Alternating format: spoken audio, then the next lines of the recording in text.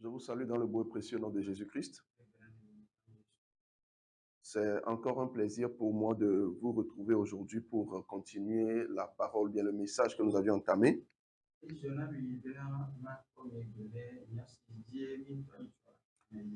Nous avons commencé à parler de la voix du sang. Et aujourd'hui, c'est la troisième séance ou la troisième partie de ce thème. Nous avions dit que le sang avait une voix. Et le sang parle, puisque le sang d'Abel a parlé et Dieu l'a entendu. Et la dernière fois, nous avions dit que le plus grand héritage dont une personne peut hériter, c'est le sang.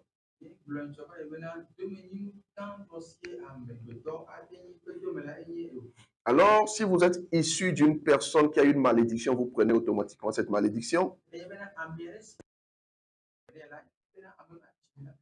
Si vous êtes issu d'une personne qui a une bénédiction, ou bien qui porte une bénédiction dans ses gènes, eh bien, vous aussi, vous héritez de cette bénédiction.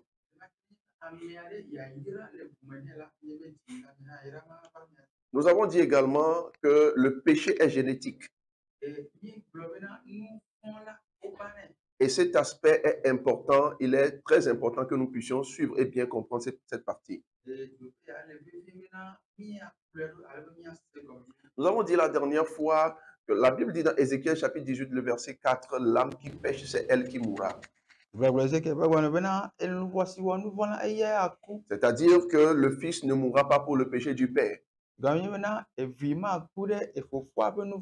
attention, le péché est génétique. Tel que je vous l'ai expliqué la dernière fois, Ismaël, premier-né d'Abraham, a été rejeté.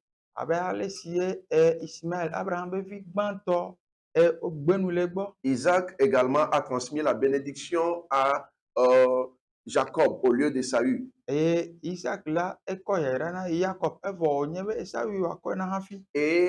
Jacob également, dans sa maison, son premier-né a été disqualifié parce que Rouben est monté sur la couche de son père. C'est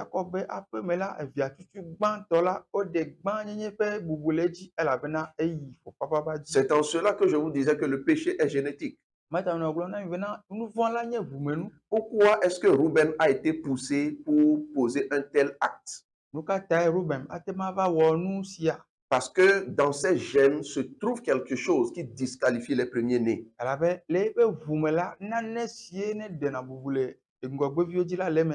Nous avons observé cela également dans la vie de David, qui est le plus jeune, mais qui a reçu l'onction royale. Dans la maison de David également, Absalom est l'aîné de Salomon, mais c'est Salomon qui a régné. Et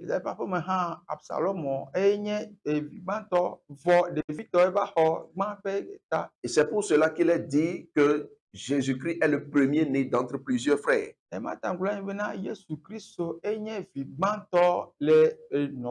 c'est le premier-né qui avait un problème. Et malgré ça, Jésus-Christ a accompli complètement sa destinée sur la terre.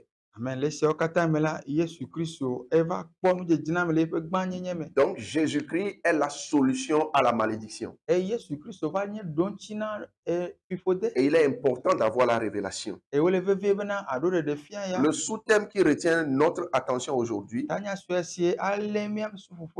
c'est l'importance de briser le cycle de la malédiction.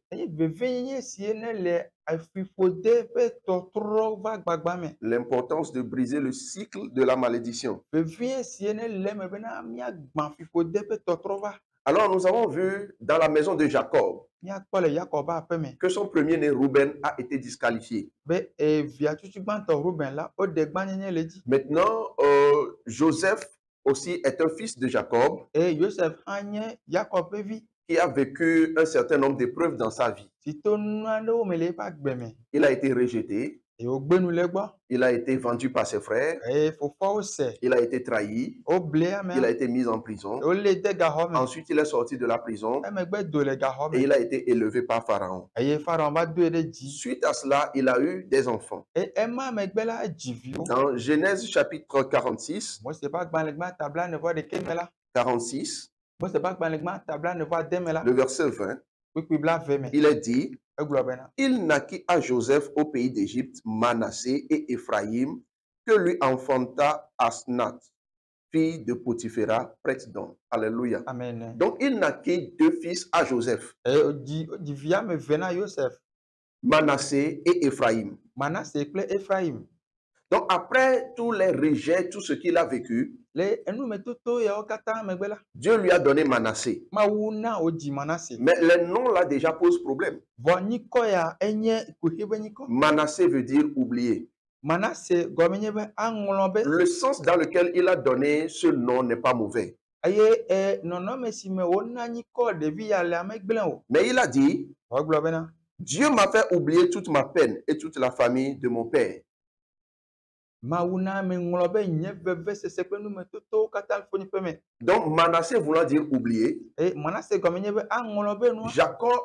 Joseph s'est dit que Dieu lui a donné un enfant et lui a fait oublier toute la peine qu'il a vécue dans la maison de son père. Mais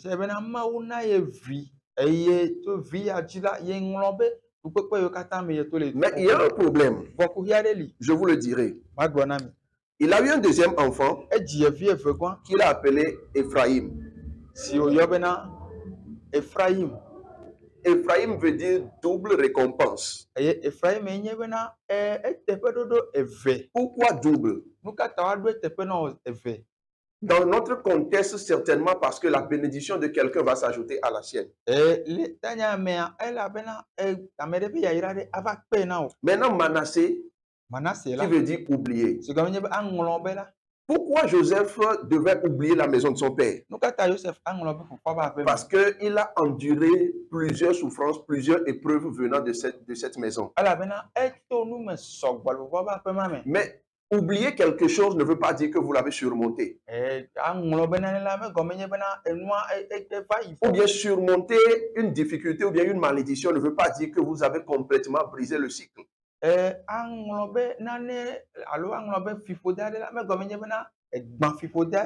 faut briser le cycle pour permettre aux enfants de ne pas vivre la même chose. Si Jacob oublie les souffrances, si Joseph oublie les souffrances qu'il a endurées dans la maison de son père, comment peut-il les briser? Comment peut-il empêcher ses enfants de vivre la même souffrance? Il a tout simplement oublié. Et je vous le répète, surmonter une malédiction ou bien une souffrance ne veut pas dire l'avoir vaincu complètement. Pour dire qu'on a vaincu complètement la chose, il faut que le cycle soit brisé.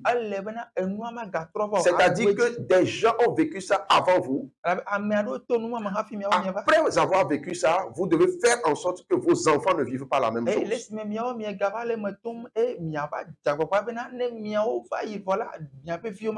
C'est là qu'on dit qu'on a vaincu une malédiction. Donc, Joseph a dit qu'il a oublié la souffrance et la maison de son père. Mais ce qu'il a oublié, si lui, il a surmonté cela, si Dieu l'a élevé, quel sera le sort de ses enfants? Le problème est que le cycle n'est pas brisé. Si vous avez souffert 30 ans, et c'est après 30 ans que vous avez surmonté vos souffrances, si le cycle n'est pas brisé, vos enfants aussi souffriront 30 ans. Peut-être un peu plus avant d'être élevés. Il faut que le cycle soit brisé pour que les enfants ne vivent pas les mêmes choses que les pères. Quand nous lisons Genèse chapitre 48, au verset 14, alors le père de Joseph qui est Jacob devait bénir les deux enfants de Joseph, Ephraim et Manassé. La Bible dit dans Genèse 48, verset 14. Israël étendit sa main droite et la posa sur la tête d'Ephraïm, qui était le plus jeune. Et il posa la main gauche sur la tête de Manassé. Ce fut avec intention qu'il posa ses mains ainsi, car Manassé était le premier-né. Alors, le premier-né, Israël a posé la main gauche sur la tête du premier-né. Et a mis la main droite sur le deuxième. Autrement dit, il a inversé les choses. Alors, dans le verset 18, la Bible dit, Joseph dit à son père, pas ainsi mon père, car celui-ci est le premier-né. Pose ta main droite sur sa tête. Verset 19 nous dira, son père refusa et dit, je le sais mon fils, je le sais, lui aussi deviendra un peuple, lui aussi sera grand, mais son frère cadet sera plus grand que lui, et sa postérité deviendra une multitude de nations. Donc, Joseph était surpris. Parce que lui, il avait déjà réussi. C'est lui qui a sorti sa famille de la pauvreté. Donc, il espérait que ses enfants ne vivent plus la souffrance. Voilà qu'après avoir été élevé, il se rend compte que ses enfants vont vivre la même chose, la même histoire qui se répétait déjà avant lui. Mais il y a un problème. Il fallait que le cycle de la malédiction soit brisé. Le père a dit, je le sais. Donc, en fait, il n'a pas confondu les enfants. Il a su avant de donner la première bénédiction à la deuxième personne. C'est ici que je vais vous dire que l'attitude des personnes vis-à-vis de vous ne dépend pas de ces personnes. La façon dont quelqu'un se comporte envers toi n'est pas toujours de sa faute. Mais cela dépend en grande partie de l'héritage génétique que tu transportes. Cela dépend des lois génétiques dont tu as hérité. Jacob a permis les bénédictions. Est-ce que Jacob avait tort? Peut-être oui. Mais le problème, c'est que Manassé avait un problème. Ce n'est pas de sa faute non plus. Mais dans ses gènes, il y a quelque chose qui disqualifie les premiers-nés. Si tu te rends compte qu'on te surplante, on prend toujours ta place. On te rejette.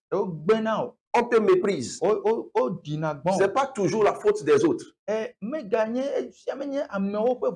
te fait des promesses. On ne les honore jamais. Si tu veux compter le nombre de promesses qu'on t'a faites, aujourd'hui tu ne serais pas là où tu es. Mais le problème, c'est que les promesses ne sont jamais exécutées. Les personnes qui te font des promesses ne les honorent jamais. Ce n'est pas de la faute de ceux qui font les promesses. Tu as hérité d'un bagage génétique qu'il faut traiter. Tu es au foyer actuellement. Au début, vous vous êtes aimés. Mais ensuite, c'est devenu un calvaire. Regarde l'histoire de ta famille. Si des gens avant toi n'avaient pas vécu la même chose, ça veut dire que c'est un cycle à briser. J'espère que je suis en train de parler à quelqu'un. Si ce que tu mérites se trouve toujours dans les mains des autres et tu te bats toujours, mais tu n'obtiens pas de promotion. Tu as plus de mérite que les gens, mais c'est eux qui obtiennent les promotions. il faut que tu commences à penser à traiter ton bagage génétique. Regardez, le père de Joseph dit, je sais que celui-ci est l'aîné. Lui aussi deviendra un peuple. Lui aussi sera grand. Mais son frère cadet sera plus grand que lui. Ça ressemble à une parole qu'on a lue dans la Bible plusieurs générations avant. Parce que 4 générations en arrière, lorsque Abraham était appelé à chasser Ismaël, son premier-né, quand nous lisons Genèse 21, verset 12, la fin du verset dit, car c'est d'Isaac que sortira une postérité qui te sera propre. Maintenant, le verset 13 dira, je ferai aussi une nation du fils de ta servante quand il est ta postérité. Vous voyez, le fils de ta servante qui est l'aîné aussi aura une postérité. Mais c'est le second qui est Isaac. C'est lui qui héritera. C'est lui qui te donnera une postérité qui te sera propre. C'est un peu ce que Jacob disait aux fils de, ou bien disait des fils de Joseph. L'aîné aussi aura, en tout cas sera béni. Mais c'est le cadet qui sera plus grand. Regardez, d'Abraham à Isaac, ça fait une génération. D'Isaac à Jacob, ça fait 2 générations. De Jacob à Joseph, ça fait 3 générations. Et de Joseph à Manassé, ça fait 4 générations. Donc Manassé est en train de vivre les conséquences des choses qui se sont passées 4 générations en arrière.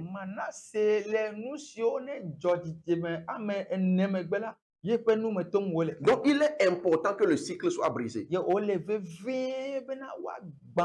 Si vous avez vécu des difficultés dans votre vie, que vous vous en êtes sorti, et que vous n'avez pas pensé à vos enfants, ils vivront la même chose. Vous avez travaillé, vous avez eu un rang social élevé. Juste après, peut-être vous êtes à la retraite, vous êtes à un niveau de votre vie, votre état ne ressemble pas à l'état de quelqu'un qui a eu ce rang social par le passé.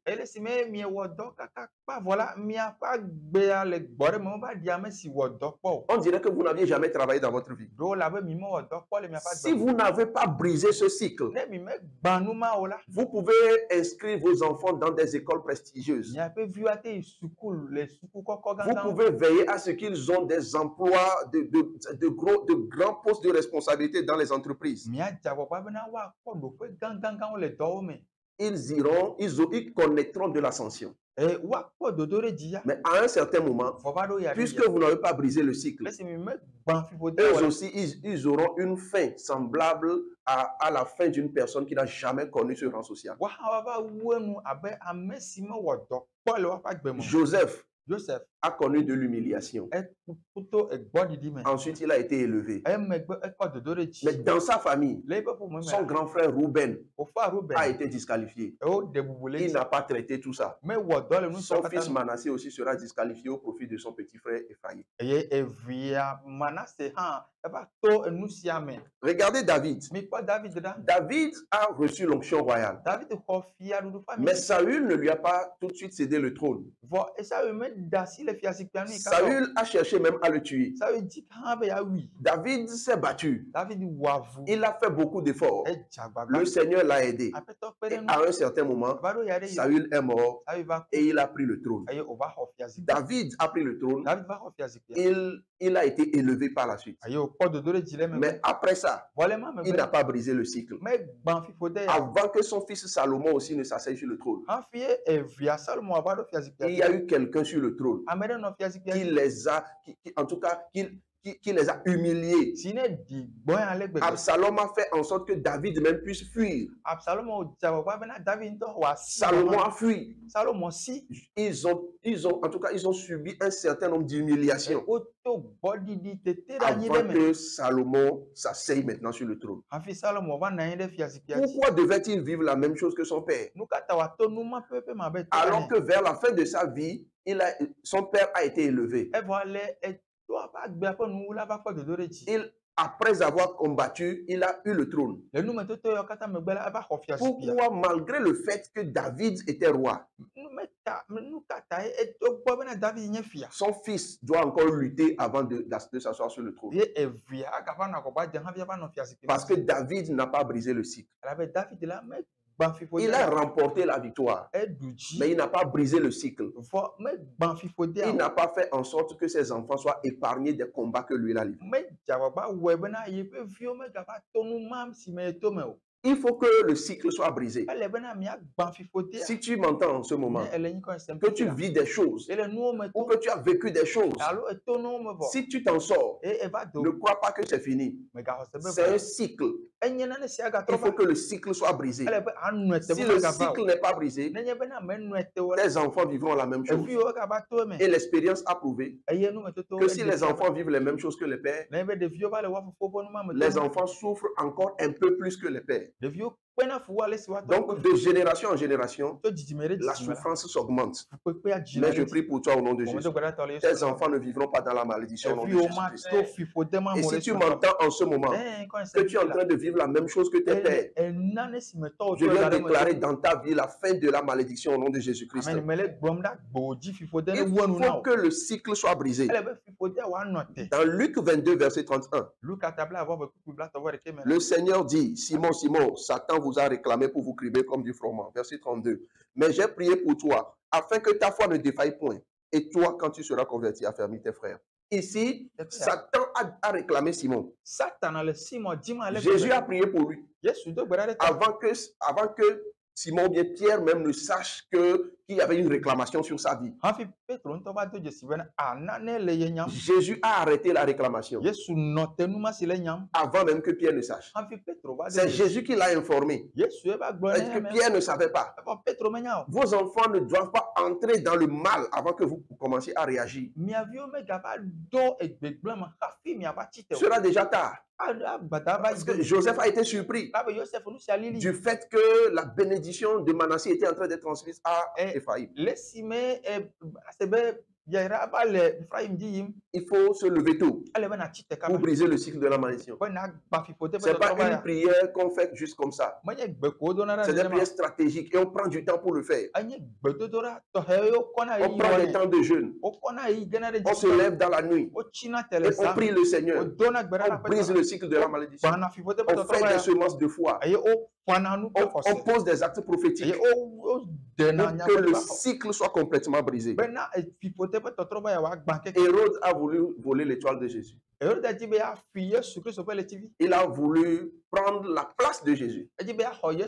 Comme je vous le disais, il y a une malédiction selon laquelle les premiers-nés, les gens, d'autres personnes doivent être à leur place. Personne ne peut prendre la place de Jésus. Alléluia. Je prie pour toi au nom de Jésus. Tout Hérode qui veut voler ton étoile, tout Hérode qui veut prendre ta royauté, soit anéanti dans le nom de Jésus-Christ. Il faut que le cycle soit brisé.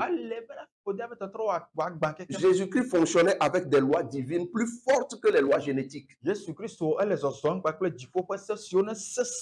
faut faire parler dans ta vie les lois divines pour qu'une loi prenne fin. Pour qu'une loi prenne fin, il faut qu'une nouvelle loi vienne frapper l'autre. Tu vis sous l'emprise de quelle loi? Quelle loi gouverne ta vie? Que les lois génétiques prennent fin dans ta vie au nom de Jésus-Christ. Et que les lois divines s'installent dans ta vie au nom de Jésus-Christ. Si dans ton sang se trouvent les malédictions, je voudrais te demander demandé de poser un acte prophétique. Où tu es actuellement, prends du vin. Si tu me suis, prends du vin. Si tu n'as pas du vin, prends de l'eau. Si toi tu suis une rediffusion, tu peux chercher du vin.